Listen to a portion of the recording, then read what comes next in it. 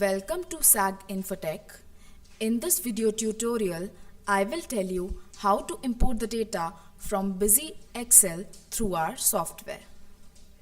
Go to GST Returns, click on GSTR1 button, select the month, the client. Now go to Fill Forms. At the bottom of the page, Import and Export button is there. Click on that. Go to Excel. Now click on Import from Busy Excel. Select the browse path.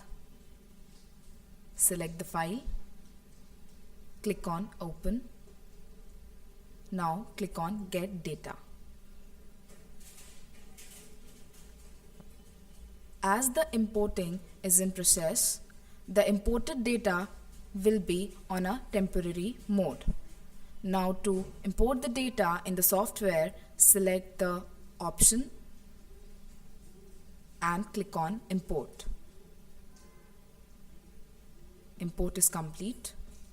This is how you can import the data from Busy Excel through our software. Thank you.